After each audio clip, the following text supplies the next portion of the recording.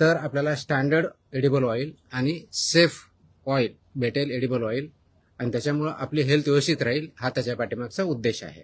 गेल्या काही काळामध्ये आपण जर बघितलं तर याच्यामध्ये आम्ही काही तपासणी केल्या, यावर्षीही काही तपासणी केल्या, इन्स्पेक्शन केले, आणि त्याच्यामध्ये आम्हाला काही मेजर लॅकुना आढळले.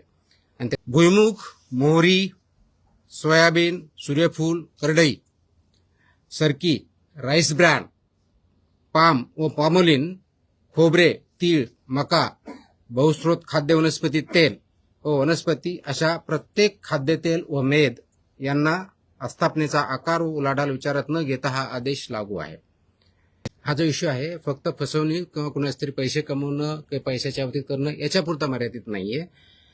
तर अर्जेमेन जे आहे अडल्चरंट, याच्यामुळं एपिडेमिक आता अनेक वर्षापूर्वी तयार झाले आहेत. एपिडेमिक, ड्रॉप्सी, उद्रेक होऊन हृदय निकामी होणे असे प्रकार घडलेले आहेत. काचबिंदू व मृत्यू असे परिणाम झालेले आहेत. आणि तळणीचं तेल वारंवार वापरायचं नाहीये. म्हणजे बऱ्याच वेळेस आपण ते घरात सुद्धा वापरत असतो, तर ते पण ते अवॉइड करावं. त्याचे सुद्धा इम्पॅक्ट आपल्या हेल्थवरती होतात. मिथ्याचापित म्हणजे मिसब्रँडेडसाठी 3 लाखापर्यंत आहे फाईन. भेसळकार पदार्थ बाळगल्यास 10 लाखापर्यंत आहे. वैध परवानग्याशिवाय म्हणजे विदाऊट लायसन्स केलं अप टू 10 लाख फाईन आहे. Safe food, safe drug, safe Maharashtra या मोहिमेअंतर्गत आपण ज्या वेगवेगळ्या कारवाया करत आहोत त्याच्यामध्ये आपण काही कंप्लायन्स ऑर्डर काढत आहोत. प्रथमतः आपण प्रोहिबिटेड आयटमवरती कंप्लायन्स ऑर्डर काढली होती. त्यानंतर आपण हॉटेल, रेस्टॉरंट, इटरीजवरती काढली होती. त्यानंतर मिल्क आणि मिल्क प्रॉडक्ट्स याच्यावरती काढली. त्यानंतर स्कूलच्या बाबतीतही काढली आणि त्याचं इम्प्लिमेंटेशन चालू आहे. Safe food, safe drug, safe Maharashtra अंतर्गत पुढचा जो एक महत्वाचा पाऊल आहे, या बाबतीतली पुढची ऑर्डर आपण कंप्लायन्स ऑर्डर आज इश्यू केलेली आहे. ती ऑर्डर आहे एडिबल ऑइलच्या बाबतीतली. एडिबल ऑइल जे आहे ते आपल्या सर्व नागरिकांच्या प्रत्येक घरामध्ये असतं. It is essential part of our daily consumption. वेगवेगळ्या पदार्थाच्या माध्यमातून पदार्थ बनवण्यासाठी त्यासाठी लागतो आणि ते आपण कंझ्युम करतो. आणि याच्यावरती जे रेग्युलेशन्स आहेत त्याचं कंप्लायन्स होणं गरजेचं आहे. ज्याच्या माध्यमातून ते जर कंप्लायन्स केले तर आपल्याला स्टँडर्ड एडिबल ऑइल आणि सेफ ऑइल भेटेल, एडिबल ऑइल, आणि त्याच्यामुळं आपली हेल्थ व्यवस्थित राहील, हा त्याच्या पाठीमागचा उद्देश आहे. 2011ला आपले फसाईचे जे ऍक्ट, रूल्स आणि त्यानंतर वेगवेगळे रेग्युलेशन जे आले त्याचं कंप्लायन्स होणं, त्यानुसार लायसन्सेस असणं किंवा रजिस्ट्रेशन असणं, त्याच्यावर फूड प्रॉडक्ट्सच्या बाबतीत ज्या गाईडलाईन्स आहेत आणि रेग्युलेशन्स आहेत ते पाळणं, आणि त्यानुसारच याचं प्रोडक्शन होणं आणि विक्री करणं हे अपेक्षित आहे. गेल्या वर्षभरामध्ये म्हणजे गेल्या काही काळामध्ये आपण जर बघितलं तर याच्यामध्ये आम्ही काही तपासणी केल्या, यावर्षीही काही तपासणी केल्या, इन्स्पेक्शन केले, आणि त्याच्यामध्ये आम्हाला काही मेजर लॅकुना आढळले. आणि त्याच्यामुळे या क्षेत्रामध्ये आणखी जास्त काम करण्याची गरज आहे हे आम्हाला निदर्शनास आलेलं आहे. तर एडिबल ऑइलच्या बाबतीत एडिबल ऑइल इंडस्ट्री जी आहे, मॅन्युफॅक्चरिंग असतील, रिपॅकर्स असतील, पॅकर्स असतील, त्याच्यामध्ये लेबल किंवा ब्रँडवरती काम करणारे संस्था किंवा आस्थापना असतील, यांच्यावरती आपण बघितलं असेल तर महत्वाच्या एक 8-10 गोष्टी आमच्या निदर्शनास आलेल्या आहेत. 8-10 म्हणण्यापेक्षाही एक 12 प्रकारच्या गोष्टी आहेत ज्याच्यामध्ये त्रुटी खूप मोठ्या प्रमाणात सापडल्या. पहिली सर्वात महत्वाची जी गोष्ट आम्हाला सापडली ती अनरजिस्टर्ड किंवा अनलायसन्स्ड अशा अनेक इस्टॅब्लिशमेंट आहेत. ते व्यवसाय चालवतात, ते अपेक्षित नाही. प्रत्येकजण या क्षेत्रामध्ये व्यवसाय जो करतो किंवा या क्षेत्रात म्हणजे फूड बिझनेसमध्ये जो करतो तो फूड बिझनेस ऑपरेटर म्हणून काम करताना त्यांनी रजिस्टर करणं किंवा लायसन्स घेणं हे बंधनकारक आहे. तर विदाऊट लायसन्स आणि विदाऊट रजिस्ट्रेशन जे असतील त्यांच्यावरती कारवाई करणं अपेक्षित आहे. तर ती आम्हाला एक गोष्ट आढळली. दुसरी गोष्ट आहे की जे तेल आहे म्हणजे एडिबल ऑइल जे म्हणतो, जे डिक्लेअर्ड आहे, त्याच्यामध्ये अघोषित तेल याचं अडल्चरेशन करणं, मिक्स करणं किंवा तेलाची भेसळ करणं असाही प्रकार खूप मोठ्या प्रमाणात आम्हाला आढळलेला आहे. आम्ल मूल्य म्हणजे त्याला ऍसिडिक व्हॅल्यू असेल, औद्योगिक ट्रान्स फॅट्स जे आहेत त्याच्या मर्यादा ओलांडा, जेवढा अलाउड आहे, मॅन्डेट आहे, त्याच्या पलीकडे तुम्हाला वापरता येत नाही, त्या ट्रान्स फॅटच्या व्हॅल्यू जास्त असलेल्या ही आम्हाला आढळलेल्या आहेत. मोहरी तेल जे आहे ते अनधिकृत मिश्रण करतात, म्हणजे ज्याला अगोदर काही काळामध्ये ते मिक्सचर व्हायचं ते बॅन केलेलं आहे. फक्त आणि फक्त ॲज अ सेपरेट एंटिटी म्हणून तेवढंच विकता येतं, अदरवाईज ते मिक्सचर करून मोहरीचं तेल विकता येत नाही. तसेही मिक्सचर आम्हाला आढळलेले आहेत. That is also not allowed. तेलाचा खरा स्रोत, दिनांक आणि पुनर्लेबलिंग हे लपविल्याचं सुद्धा आमच्या निदर्शनास आलेलं आहे. मुदत संपत असलेले तेल याचं पुनर्पॅकिंग करणं आणि ते परत रिफाईन आहे, चांगलं आहे आणि ते पुढच्या काळासाठी वैध आहे असेही प्रकार आम्हाला आढळले. आणि योग्य नसलेल्या, वेष्टनाचा वापर व्यवस्थित नसलेल्या अशा बाबी निदर्शनास आल्यामुळं ह्या ज्या गोष्टी सापडलेल्या आहेत ही दीज आर द व्हायोलेशन्स, मेजर व्हायोलेशन्स आहेत. हे मेजर व्हायोलेशन्स आमच्या निदर्शनास आल्यामुळे त्याच्यावरती खूप स्ट्रिंजंट ऍक्शन घेणं अपेक्षित आहे. या बरोबरच आणखी काही गोष्टी ज्या आहेत की बहुस्रोत खाद्य वनस्पती तेलाच्या आगमनाशिवाय सुट्ट्या स्वरूपात विक्री केली जाते हेही निदर्शनास आलेलं आहे. वापरलेल्या, गंजलेल्या अथवा अनयोग्य नसलेल्या डब्यामध्ये खाद्यतेलाचं पुन्हा भरणा करून त्याची विक्री केली जाते, ते पण अलाउड नाही अशाही गोष्टी निदर्शनास आलेल्या आहेत. जे फूड ग्रेड मटेरियल नाही, अन्न योग्य नसलेल्या वेष्टनाचा वापर व तळलेले आणि तेलयुक्त अन्न, वृत्तपदार्थ गुंडाळणे असाही प्रकार आढळलेला आहे. अन्न संपर्क सामग्री ज्याला म्हणतो की ज्याच्यामध्ये जे ऑइल आहे, ज्याच्यामध्ये तुम्ही स्टोअर करता किंवा पॅक करता, हे जे आहे हे प्राधिकृत नसलेल्या पुनर्चक्रित प्लास्टिकचा वापर सुद्धा आढळलेला आहे. आता हे थोडी टेक्निकल टर्म पाहिजे, आय विल एक्सप्लेन इट. आणि घातक म्हणजे ज्यावेळेस हे तेल ट्रान्सपोर्ट केलं जातं त्या अगोदर घातक खनिज तेल अथवा अखाद्य मालाच्या वाहतुकीसाठी वापरलेल्या टँकरमधून खाद्यतेलाची ट्रान्सपोर्ट केलेलं आहे अशाही गोष्टी आमच्या निदर्शनास आलेल्या आहेत. या सगळ्या गोष्टी कशाही परिस्थितीत अनुज्ञेय नाहीत. 2011 पासून त्या बॅन आहेत आणि काही बाबतीत 2019 पासून, काही 2018ला काही पॅकेजिंगचे रेग्युलेशन आहेत, त्याच्यानंतरच्या काही पॅक आहेत. 2021 पासून काही गोष्टी त्याच्यामध्ये बॅन आहेत. हे असं असतानाही अनेक ठिकाणी आम्हाला ह्या गोष्टी आढळल्या आणि म्हणून त्याच्यावरती आणखी जास्त कशी कारवाई करता येईल या दृष्टीने आमचे काम चालू आहे. गेल्या वर्षभरामध्ये आम्ही म्हणजे 25-26च्या आर्थिक वर्षामध्ये आपण जर बघितलं तर ऑइलचे सॅम्पल आम्ही 1247 ऑइलचे सॅम्पल काढले होते, एडिबल ऑइलचे. त्यापैकी स्टँडर्ड 1142 आले, सब स्टँडर्ड 77 आउट ऑफ 1247. Substandard samples were found is 77 cases. 13 samples were found unsafe. So that's a quite big number, and misbranded were found 15. So त्यावेळेस आपण we had seized जो साठा आपण जप्त केला होता 3,20,781 किलो.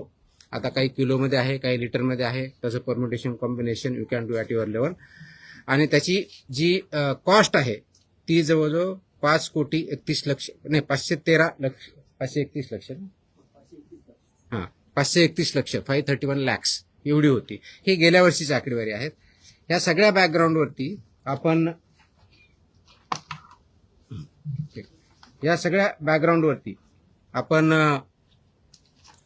ही जी कंप्लायन्स ऑर्डर काढतोय तर ही कंप्लायन्स ऑर्डर इम्प्लिमेंटेशनसाठी आहे, कंप्लायन्ससाठी आहे, जेणेकरून नागरिकांचं, महाराष्ट्रातल्या नागरिकांचं आरोग्य कशाही परिस्थितीत कॉम्प्रोमाइज होणार नाही. या क्षेत्रामध्ये काम करणाऱ्या ज्या आस्थापना आहेत त्यांना जवळजवळ 8 ते 9 प्रकारचे रेग्युलेशन्स लागू होतात.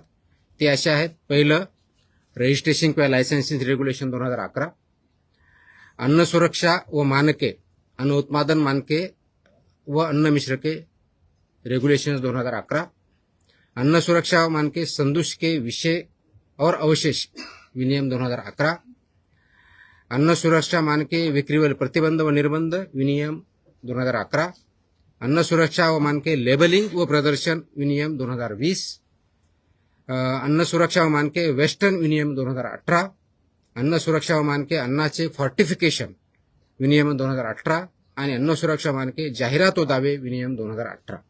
हे मिनिमम आहे. त्याच्या व्यतिरिक्त डिपेंडिंग ऑन कोणत्या प्रकारचं लायसन्स किंवा रजिस्ट्रेशन घेतलं त्यानुसार अप्लिकेबल रेग्युलेशन त्यांना आणखी लागू होतील. आता हे करत असताना ज्या मी तुम्हाला गोष्टी सांगितल्या त्या गोष्टी या सर्वांनी पाळणं अपेक्षित आहे. हे पाळत असताना हे जो आपला आदेश आहे आता आपण काढलेला आहे आज, तो कुणाकुणाला लागू आहे? Who will be all covered in this. It is applicable to all establishments who are dealing in the edible oil industry. म्हणजेच कोण? तेल एक्सपेलर युनिट्स म्हणजे oil expeller units, solvent extraction unit, तेल शुद्धीकरण जे करतात ते सर्व, वनस्पती, इंटर स्टरिफाईड वनस्पती, मेद, बेकरी, शॉर्टनिंग, मार्गारीन व टेबल स्प्रेड यांचे उत्पादक, बहुस्त्रोत खाद्य वनस्पती तेलाचे ब्लेंडर्स, पुनर्पॅकिंग अँड पुनर्लेबलिंग इंडस्ट्री, आयातदार, घाऊक विक्रेते, वितरक, सुपरस्टॉकिस्ट व वाहतूकदार आणि किराणा दुकाने, सुपरमार्केट, डिपार्टमेंटल स्टोअर तसेच ई कॉमर्स आणि ऑनलाईन विक्रेते. दिस इज ॲप्लिकेबल टू ऑल. म्हणजेच तुमचं प्रोडक्शन पासून ते विक्रीपर्यंत सर्वजण याच्यामध्ये कव्हर होतात. याचबरोबर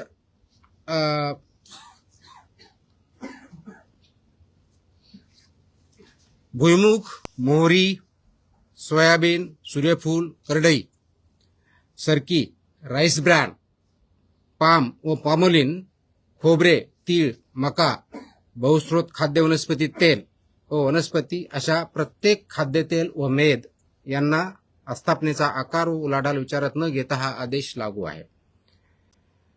महाराष्ट्रामध्ये आजच्या डेटला खाद्यतेल उत्पादक जे आहेत सेंट्रल लायसन्स आहे 212, महाराष्ट्राचे म्हणजे स्टेट लायसन्स आहे 285, अशी 497 मॅन्युफॅक्चरर्स आपल्या महाराष्ट्रामध्ये रजिस्टर्ड आहेत. प्रमुख निर्देश याच्यामधले जे मेजर बाबी आहेत, प्रथम जे आहे रजिस्ट्रेशन आणि लायसन्सेस मॅन्डेटरी आहे. शेड्यूल 4 पार्ट 2 याच्यानुसार प्रोडक्शन करणं हे मॅन्डेटरी आहे. आपण याच्यावर अगोदर काही चर्चा केलेली आहे. विक्रीचे स्वरूप जे आहे, खाद्यतेलाची विक्री केवळ आणि केवळ सीलबंद, छेडछाड स्पष्ट व पूर्ण लेबल असलेल्या वेष्टनातूनच करणं अपेक्षित आहे. म्हणजे याचा अर्थ सुट्टं तोल तुम्हाला विकता येत नाही. सुटे आणि वेष्टन रहित विक्रीस प्रतिबंध आहे. हा रेग्युलेशननुसार आहे. हा आज मी नवीन आहे ते रेग्युलेशननुसारच आहे. सुट्ट्या स्वरूपातील तेल रवाना करणारा उत्पादक, दिस इज ऑल्सो इम्पॉर्टंट, म्हणजे जो सुटं तेल ट्रान्सपोर्ट करतो म्हणजे जो सेल करतो तो उत्पादक अथवा वितरक हा मूळ उल्लंघन करता असतो. He is basically basic offender. आणि त्याचबरोबर कलम 26 व 27 वरून त्याच्यावर जबाबदारी निश्चित करण्यात येते. किरकोळ विक्रेत्याने म्हणजे जे कोणी आपण म्हणतो की किराणा दुकान असेल, छोटं सुपर मार्केट असेल, जे कोणी असेल, विनाशील अथवा छेडछाड झालेली खेप नाकारणं अपेक्षित आहे. त्यांना जर कोणी सेल करत असेल तर ते त्यांनी ऍक्सेप्ट करू नये व पुरवठादाराची माहिती अन्न सुरक्षा अधिकाऱ्यास कळवणं अपेक्षित आहे. त्यांनी जर हे केलं नाही तर ते पण तेवढ्याच बाबतीत जबाबदार राहतात. बहुस्त्रोत खाद्य वनस्पती तेल जे आहे आणि मोहरी तेलाच्या बाबतीत स्पेसिफिक सूचना आहे. आगमार्क प्रमाणपत्रासह 15 किलोग्रॅमपेक्षा अधिक नसलेल्या सीलबंद वेष्टनातच विक्री करणं अपेक्षित आहे. वेष्टनाच्या दर्शनी भागावरती बहुस्त्रोत खाद्यतेल ही घोषणा असणं अपेक्षित आहे. त्या घोषणेमध्ये प्रत्येक घटक त्याच्यात इन्क्लूड आहे, त्याचं नाव व वजनी टक्केवारी आणि सुटे विकू नये ही घोषणा सुद्धा अपेक्षित आहे. 8 जून 2021 नंतर उत्पादित कोणत्याही बहुस्त्रोत खाद्य वनस्पती तेलात मोहरी तेलाचा समावेश करता येणार नाही. याचं नोटिफिकेशन ऑलरेडी 2021 मध्ये काढलेलं आहे. त्याच्यामुळे मोहरीचं तेल जर विकायचं असेल ते फक्त 100% तेल शुद्ध मोहरी सेपरेट एंटिटी म्हणूनच विकता येतं, ते मिक्सर करता येत नाही. तिसरा जो महत्वाचा मुद्दा आहे गुणवत्ता व भेसळ या बाबतीतला आहे. अर्जोमेन तेल, खनिज तेल, एरंडेल तेल व ट्रायऑर्थोक्रेसिल फॉस्फेट यांची उपस्थिती पूर्णतः प्रतिबंधित आहे. ऑइलमध्ये, एडिबल ऑइलमध्ये याच्यामध्ये कोणताही आयटम किती not even single particle of that can be should be available here. Is absolutely prohibited because it is unsafe. औद्योगिक ट्रान्सफॅट ऍसिड एकूण तेल किंवा मेदाच्या वजनाच्या 2% पेक्षा जास्त असणार नाही. रिफाईन तेलाचे आम्लमूल्य 0.5 किलोग्रॅम पेक्षा अधिक असणार नाही.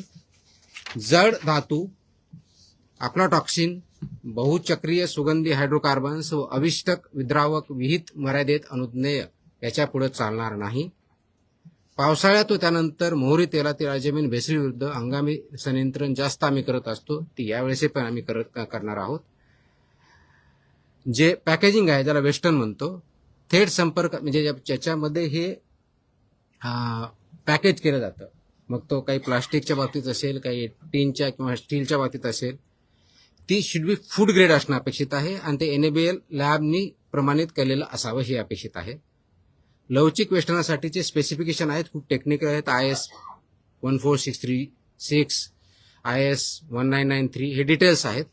आपल्या याच्यावरती काही जर रिसर्च करायचं आहे ते माझ्या वेबसाईटवरती आहेत, you can go through that.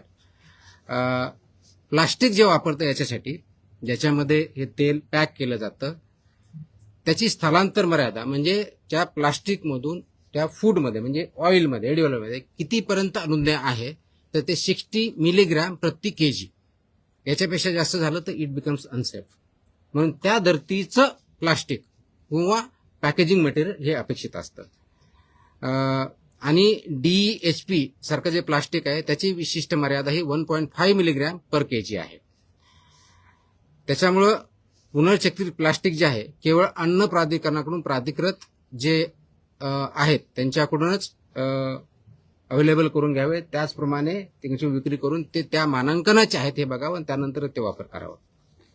साठवणूक आणि वाहतूक याच्या बाबतीत सर्वात महत्वाची गोष्ट आहे की थेट सूर्यप्रकाश, उष्णता व गंधयुक्त वा घातक पदार्थापासून दूर ठेवणं अपेक्षित आहे, कारण त्याचा इम्पॅक्ट त्याच्या क्वालिटीवरती होतो. त्याचबरोबर FIFO मेथड वापरणं अपेक्षित आहे.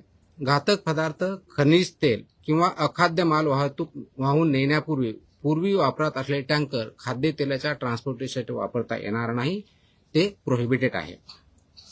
आता हे सगळं करण्याची आम्हाला गरज का वाटली, हा एक म्हणजे ही ऑर्डर काढण्यापाठीमागची आवश्यकता का वाटली, त्याच्यामध्ये 3 मेजर बाबी ज्या आम्हाला आढळल्या. मी तुम्हाला 12 टोटल सांगितलं, पण त्याचं एक 3 मेजर याच्यामध्ये आम्ही जर कॅटेगरायझेशन जर केलं तर लक्षात येतं की सुटं तेल आणि वेष्टनरहित खाद्यतेल याचा सेल होतोय आणि ते कन्झम्पशन होतंय, हे खूप मोठ्या प्रमाणात चालतं, ते अलाउड नाहीये. ही त्याच्यातली एक सर्वात महत्वाची बाब आहे. हे का होतं तर त्याच्यामध्ये लेबल नसतं, बॅच क्रमांक नसतो, वेस्टर्न नसतं, दिनांक नसतो, कधी मॅन्युफॅक्चर केलं ते माहीत नसतं, आणि हे माहीत नसल्यामुळे त्याचा स्रोत माहीत नसतो, आणि त्याच्यामुळे असं जर सापडलं त्याच्यात फूड पॉइझनिंग झाली, त्याची केस झाली, तर ते कुठून आलंय, त्याचा स्रोत काय हे माहीत नसल्यामुळे ते आपल्याला कारवाई करता येत नाही, म्हणून हे प्रोहिबिटेड आहे. तर अशा प्रकारच्या घटना घडू नयेत, ते अनसेफ आहे, हा एक सर्वात मोठाचा धोका याच्यातून निर्माण झालेला आहे, आणि म्हणून त्या अनुषंगाने याच्यावरती जास्त स्ट्रिंजंट कारवाई करणं अपेक्षित, हा पहिला मुद्दा. दुसरा जो मुद्दा आमच्या मेजर निदर्शनास आला आहे, वापरलेल्या किंवा गंजलेल्या डब्यात पुनर्भरणं. म्हणजे बऱ्याच अंशी एक खूप मोठी इंडस्ट्री याच्यावरती काम करते की हे जे यूज टीन आहेत म्हणजे डबे ज्याला म्हणू आपण, ते परत रियूज करतात पॅकिंगसाठी, विच इज प्रोहिबिटेड. ते रियूज करताना त्याच्यामध्ये अडल्चरेशन होऊ शकतं, अनसेफ होऊ शकतं, आणि त्याचा वापर झाल्यामुळे जे ह्युमनसाठी कन्झम्पशनसाठी अलाउड नाहीये, प्रोहिबिटेड आहे किंवा अनसेफ आहे, असा प्रॉडक्ट तयार होतो. म्हणून खनिज तेल, वंगण, रंग किंवा रसायने साठवलेल्या डब्यांचा पुनर्वापर तसेच डाग वेल्डिंग केलेल्या डब्यामधून धातूजन्य दूषितता होऊ शकते, आणि म्हणून त्याचा वापर प्रोहिबिटेड आहे. परंतु या इंडस्ट्रीमध्ये काही इस्टॅब्लिशमेंट इलिगली हे वापरतात, त्याच्यामुळे त्यांच्यावरती कारवाई जास्त प्रमाणात होणं अपेक्षित आहे. हा दुसरा मेजर इश्यू आमच्यावरती आम्हाला जो आढळून आलेला आहे तो आहे.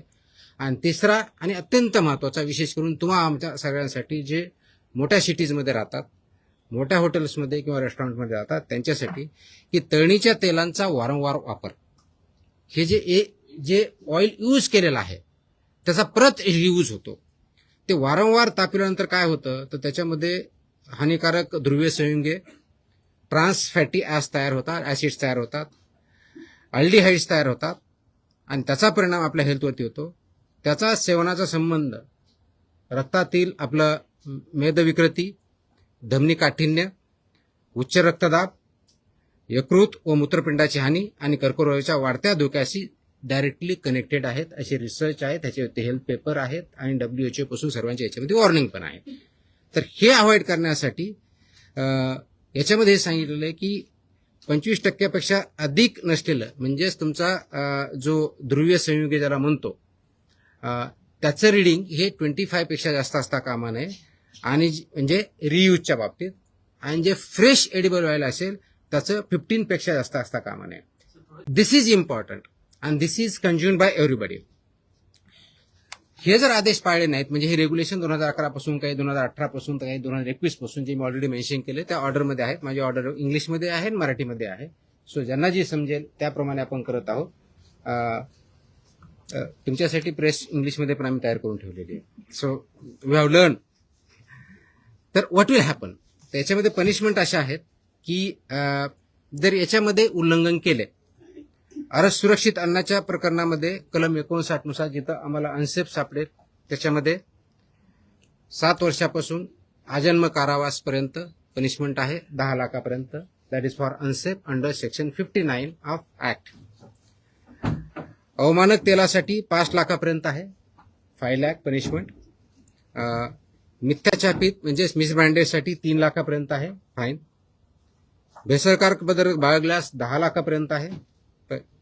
वैध परवानग्याशिवाय म्हणजे विदाऊट लायसन्स केलं अप टू 10 लाख फाईन आहे.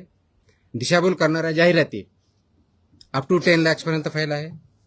कंपन्यांच्या बाबतीत संबंधित संचालक, भागीदार, व्यवस्थापक वैयक्तिक तिथे आम्ही जबाबदार धरणार आहोत, फक्त तिथला मॅनेजर वगैरे नाही. It will be everybody. आणि आवश्यकतेनुसार त्याचं परवाना निलंबन असेल, इम्प्रुव्हमेंट नोटिसेस असतील, रद्द करण्याची प्रोसेस ती नियमानुसार केली जाईल.